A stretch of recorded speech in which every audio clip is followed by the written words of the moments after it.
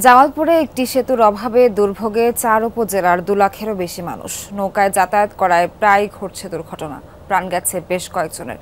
LGED জানিয়েছে, সেতু নির্মাণে এরই মধ্যে প্রয়োজনীয় পদক্ষেপ নেওয়া হয়েছে। শ্রীলঙ্কা আবারও রপ্তানিতে শীর্ষে।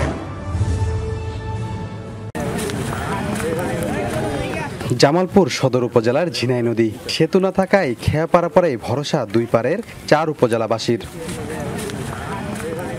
চান্দের হাওড়া গ্রামের নদীর এই অংশে ব্রিজ চায় স্থানীয়রা।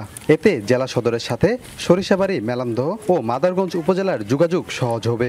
বছরের পর বছর সেতু নির্মাণের দাবি জানিয়েও সুফল না পাওয়ায় ক্ষুব্ধ স্থানীয়রা। ওই পার থেকে মানুষ ইস্টিয়াংনা আছে, আত্মীয় স্বজন আছে, এরা আসা যাওয়া করতে পারে না, অসুখ বেশি হলেও দেখতে পারি না। এই রাস্তাটা কোনো রাস্তা নাই, কোনো ব্রিজ নাই। আমরা যে কত অবহেলিত, কত লাঞ্ছিত অবস্থানে আছি। এই ব্রিজটা হলে প্রায় ১.৫ লক্ষ মানুষের কৃষি থেকে শুরু করে শিক্ষা প্রতিষ্ঠান থেকে শুরু করে এবং জামালপুর জেলা সদরের সাথে একটা সুন্দর এবং যোগাযোগ স্থাপিত হবে। খেয়াতে পার হয় কৃষি পণ্য, চলাচল করতে হয় কয়েকটি শিক্ষা প্রতিষ্ঠানের হাজারো শিক্ষার্থীকে। বর্ষায় নদীর পানি বেড়ে মাঝে মধ্যেই ঘটে দুর্ঘটনা। নৌকা ডুবিতেও প্রাণ গেছে কয়েকজনের। শুকনো মৌসুমেও ভোগান্তির শেষ নেই। আমাদের নদীর ওই পাশে প্রায় ২-৩০০ ছাত্রছাত্রী আছে, তাদের আসা যাওয়ার সমস্যা হয়, ভিজতে হয়।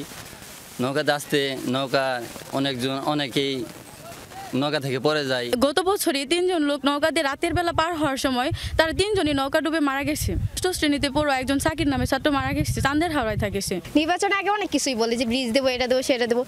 নির্বাচন শেষে আবার কোনো এমপি মন্ত্রী আর খুঁজও থাকে না, মানে অজাপাড়া গা থেকে কেউ খবর নিতে আসে না। প্রান্তিক কৃষক তারা যে আবাদ ফসল করে, তারা তাদের ফসল বিক্রি করার জন্য আমাদের কাঁধে করে নিয়ে যেতে হয়।